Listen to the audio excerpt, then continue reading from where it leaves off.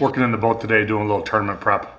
Trying to organize, kinda, maybe, a little bit. Try to get somewhere with all of the chaos I've got going on.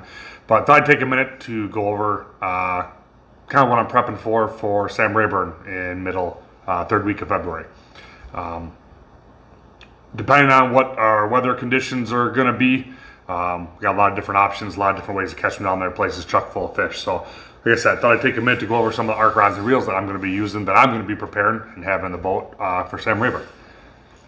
First and foremost, my 7'4" heavy composite moderate Chatterbait Lipless crankbait rod. Chatterbait is a staple in the springtime, pretty much anywhere you go. This happens to be the V&M, the Blade, one of my new ones that's come out in the last couple years. Absolutely phenomenal Chatterbait, and at a much better price point too. So, but we're going to be throwing that 6'4" gear ratio on our Gravity G8 and 17-pound vicious fluorocarbon. I know Rayburn is low right now, so probably going to be doing it around standing timber, not so much buckbrush, different things like that. That won't be a player, so we would stay with the 17-pound. We wouldn't have to go up to the heavier line. Another staple in the springtime is going to be a square bill or a flat side or something of that sort. This is a new to the lineup last year. It's the same rod as that 7'4", but it's in a 7-footer. For throwing lighter balsa baits, this one happens to be the Black Label Bully, or throw like a flat side. The new Shiver from Black Label will be a perfect example of that. I like a little bit shorter rod because if I'm throwing a square bill, I'm usually doing, targeting something. I'm targeting riprap, I'm targeting dock posts, I'm targeting stumps, trees, laydowns, something on the bank in typically that less than 8 feet of water. Depending on what we're targeting, if we're riprap, we'll probably run somewhere around 12-foot line or 12-pound test line. If we're more kind of in the buckbrush, if we happen to get some high water or stump, something like that, we might even bump it up to 14, maybe even 17, depending on what we're throwing at. But like I said, that's the same as the 7'4". It's just a 7-footer in the moderate fast composite rod, so perfect for throwing around the square bill. We talked about this one in an earlier video. Whether we're scoping or not scoping, jerkbait plays huge in the spring. This is our 6'10", regular action, medium power. I'm 6'5". I like a little bit taller jerkbait rod. The 6'10" versus like a 6'6" or 6'8". A gives me a little more leverage on my cast to get that jerkbait out there further. I can work a little bit deeper. Also, I like the way it loads with a little bit longer rod when I'm fighting fish, especially at the side of the boat. So,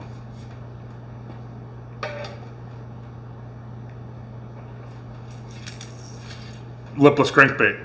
Anywhere you go in the country, along with that jerkbait and that chatterbait. The lipless is dynamite. In the springtime up here in Wisconsin, we catch them all the time. Caught them, typically Rayburn Red, what Rayburn's famous for.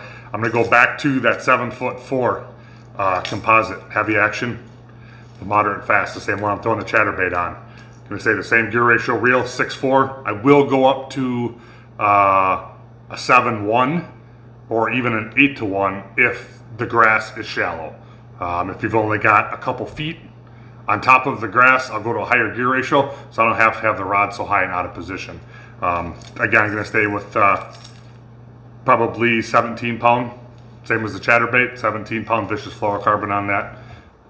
But 6'4" is typically the starting point. And also, the colder the water is, I like going with the slower gear ratio because I like to just kind of pull it with the rod versus really cranking it, working it with reel, pull it with the rod, just get that subtle vibration out of that lipless. That's our Gravity G7.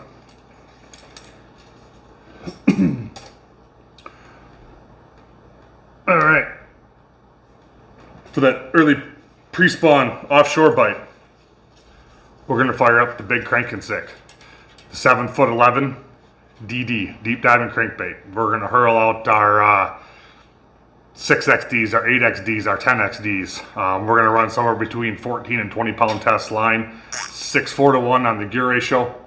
Want something that's fairly slow but can still work it fast. I don't want to have to strain my arm cranking on the thing, but yeah, at the same point in time, I want to be able to work that bait fast. So 6'4" to 1 on that. Again, composite rod, 7'11", right? We're going to reach out there and take some. The longer our cast, the further deeper we can work that crankbait. Another staple for Sam Rayburn, and a lot of you guys are probably going to differ with my opinion on this one. Carolina rig, right? I'm throwing it on a 7'9" heavy action rod. A lot of you are going to tell me that that's overkill, and you're probably right. But the casting distance I can get with that 7'9", I'm fishing a Carolina rig anywhere from 3 feet of water to 25 feet of water. I'm typically using an ounce. It's kind of my go-to on my weight.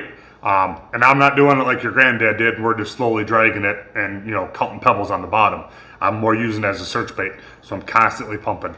So sometimes on that pump, you know, we're working it aggressively. If we're out of position, we've got that extra rod length and extra strength to bow up on those fish and make sure we set that hook home and be able to get them in the boat. I have more control. Even last year on the Mississippi River, I caught him on a Carolina rig. I was power pulled down in 2 feet of water, and I was throwing to a foot and a half on a shell bar. I went down to a 3/4 ounce weight, but stuck with the 7'9" on 20-pound test line. Put every fish in the boat. So give it a whirl. It's kind of a, people don't think to go that heavy. You know, usually looking like a 7'3" to 7'6" heavy, medium heavy to heavy, but that's 7'9". And also for the guys that are down on Kissimmee chain right now, this is also the rod that I flip anywhere from a 3/4 to an 1.25 ounce punching weight with too. It actually works really, really well for that. If you're going to go up heavier than that, 7'9" extra heavy. And of course, last but not least, and we do have lots of other options. We'll have 30 or 40 arc rods in the boat and rigged up and ready to go. But as everybody knows this day and age, the scoping game, right? We've got our Black Label high roller there. This is a 6'10" medium light.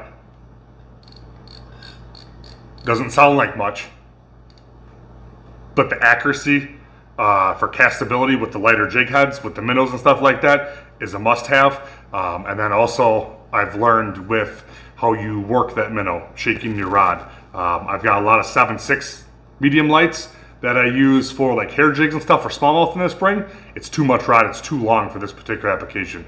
There actually is a new one in the Invoker lineup that's a 6, I think it was either 6.6 or 6.8, so I've got a couple of those on the way. So we're gonna, and they're actually just a light. They're not even medium light, they're just a light. So we're gonna give those a whirl this spring as well and see how those work. This one we're gonna team up with 10-pound vicious braid to somewhere between probably a 10 to 14 pound vicious fluorocarbon leader. This is on the gravity spinning reel. Big key to that with that light rod is a smooth drag, buttery smooth. So bait caster, typically I'm thumbing them when I'm fighting the fish. I'm popping the spool. We're going to back the drag off and play the fish that way so that we can get them in the boat. So especially with those big largemouth down south, and then also our surging smallmouth up north, that smooth drag is a must-have. So a little bit of a breakdown. We're gonna have a couple more ideas. Say the water comes up, it's in the bushes by some miracle, they're staging the spawn kind of like they were last year for practice.